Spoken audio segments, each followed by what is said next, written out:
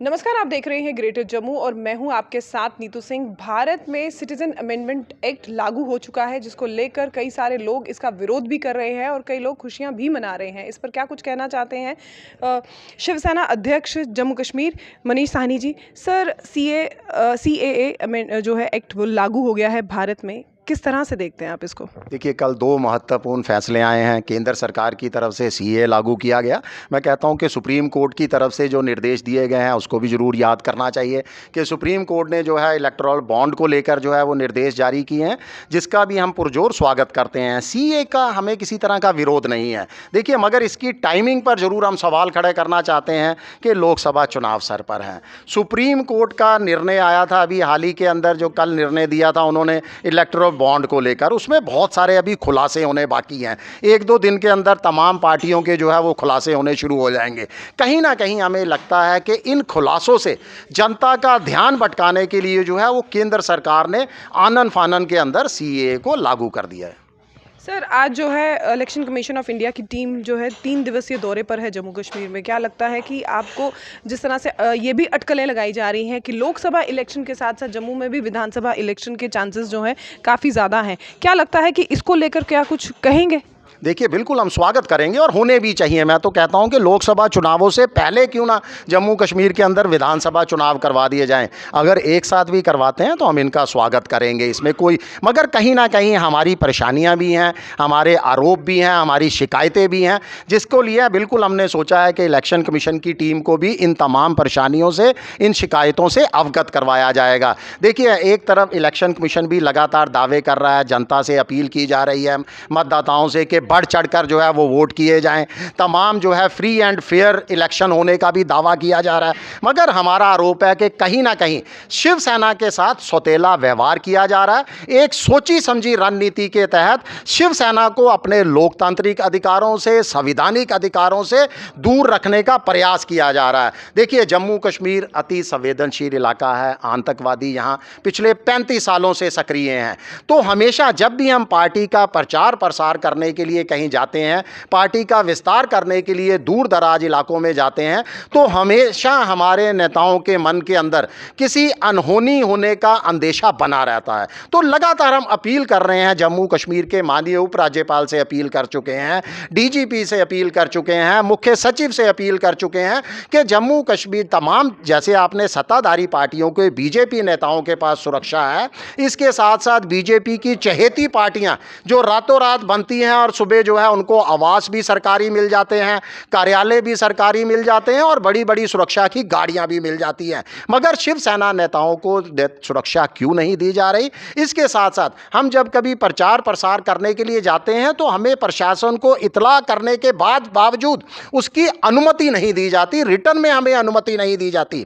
हाल ही के अंदर आपको बताऊं कि 9 मार्च को जो है हम श्रीनगर के अंदर थे, हमने प्रशासन को, श्रीनगर डीसी को, डिवकॉम को, तमाम पुलिस के उच्च अधिकारियों को सूचित किया था वेल ऑन टाइम, करीब 4 से 5 दिन पहले, कि हमारा इस तरह का कार्यक्रम है। समाचारों के पत्रकारों के, आपके सोशल मीडिया के माध्यम से भी मुझे लगता है कि ज़रूर उन तक जानकारी पहुंची होगी, क्योंकि हमने पहले अधिकार फिर सरकार अभियान के तहत 9 मार्च से श्रीनगर के प्रेस इनक्लेव से फ्लैग ऑफ करनी थी हमारी यात्रा, जिसकी हमें अनुमति नहीं दी गई। इतना ही नहीं, हमें डिटेन कर लिया गया, 2 घंटे वहां पर कोठीबाग पुलिस स्टेशन में रखा गया। हमें जबरन जो है कश्मीर के श्रीनगर में घूमने तक की इजाजत नहीं दी गई, हमें वहीं से जो है जबरन जम्मू की तरफ रवाना कर। क्या कारण मानते हैं आप? देखिए, यही तो मैं कारण इनसे पूछना चाहता हूं। हमें लगता है कि ये सबसे बड़ा कारण ये है, इनको आशंका है कि शिवसेना जो है वो इनकी जो पार्टी है अपनी, उसके वोट जरूर काटेगी लोकसभा चुनावों के अंदर, असेंबली चुनावों के अंदर। तो शिवसेना को ही जो है दूर रखा जा रहा है उनकी पार्टी का विस्तार करने से, प्रचार करने से। हमें जो है बिल्कुल आतंकवादियों के इलाकों के अंदर जाने के लिए सुरक्षा तक मुहैया नहीं करवाई जाती, ताकि हमारे नेताओं के अंदर डर जो है बना रहे, हम पार्टी का प्रचार प्रसार ना कर पाएं। आपके साथी भी हैं यहाँ पर, इनके लिए भी कुछ सुनने में आया था हमें। ये हाल ही के अंदर ये बीजेपी की राज्य इकाई के नेता थे, काफ़ी अच्छे पद पर थे वहाँ पर, मिनॉरिटी सेल के जो है वो सेक्रेटरी थे बीजेपी के। हाल ही के अंदर इन्होंने कुछ दिन हो चुके हैं कि शिवसेना का दामन थामा है, बीजेपी से बहुत परेशान थे ये। तो शिवसेना का दामन थामने के साथ साथ इनकी बहुत सारी शिकायतें भी हैं प्रशासन के लेकर भी। देखिए, ये इनको कई आतंकवादी संगठनों द्वारा जो है वो धमकियों भरे पत्र लिखे जाते हैं, जिनकी इन्होंने जानकारी भी दे दी है प्रशासन को। इसके साथ साथ इनके घर को जो है आतंकवादियों द्वारा जला दिया जाता है, जिसकी एफआईआर कॉपी जो है लगाई हुई है यहाँ पर हमारे पास है। यानी इन्होंने पुलिस प्रशासन को इसकी प्रॉपर शिकायत कर दी है। उसके बावजूद इन्हें कहीं जब बाहर निकलते हैं, अपने अनंतनाग के रहने वाले हैं, तो इनको बाहर सुरक्षा नहीं दी जाती। इतना ही नहीं, इनको बाहर घूमने की इजाज़त नहीं है, अपने परिजनों से मिलने की इजाज़त नहीं है। पीछे कुछ दिन पूर्व ये रोते हैं जब ये अपनी आप बीती बयां करते हैं। इनके माता पिता का देहांत हो जाता है, इनको देहांत पर कुछ मिनट के लिए वहाँ ले जाया जाता है, उसके बाद वापस जो है वो सिक्योरिटी के साथ अपने क्वार्टर में ले आते हैं। यानी कहीं ना कहीं इनको मेंटली और इस तरीके से परेशान किया जा रहा है। सुरक्षा सिर्फ अनंतनाग में है, जब ये जम्मू आते हैं, कहीं और इलाके में जाते हैं, तो इनके जो है पीएसओ इनके साथ नहीं चलते, सुरक्षा नहीं दी जाती। मैं तो कहूँगा कि बिल्कुल अपने बारे में ये खुद भी थोड़ा सा विस्तार से बताएं। आपसे भी जानना चाहेंगे कि क्यों ऐसे आपके साथ व्यवहार किया जाता है, वहाँ पर आपको बाहर नहीं निकलने दिया जाता। जिस तरह से उन्होंने बताया, एक दुखद घटना आपके घर में घटी है और ऐसा जो आपके साथ आपको किया गया, क्या कारण मानते हैं? जी, बहुत बहुत शुक्रिया आपका मैम। देखिए, इससे पहले मैं भाजपा के बड़े पद पर रहे थे, 3 साल में भाजपा के पद पर रहे थे और बड़े अच्छे काम मैंने किया है। और जहाँ कोई डिस्ट्रिक्ट, कोई ज़िला, कोई गांव नहीं जहाँ मेरा दौरा नहीं रहता था, और लोग भी काफ़ी सपोर्ट करते हैं अल्हम्दुलिल्लाह।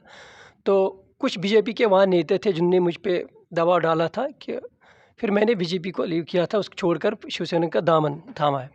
और इसके बाद मेरी मदर फादर की डेथ होती है और वहाँ पे मुझे 5-10 मिनट के लिए जनाजे पे रोका दिया जाता है। उसके बाद मुझे हाउस अरेस्ट अनंतनाग में किया जाता है। हालांकि कई बार मुझे, जब 15 अगस्त पे मैंने लाल चौक में तिरंगा लहराया था, उसके बाद लश्कर मिलिटेंट की तंजीम से ये धमकी भी मिली थी मुझे।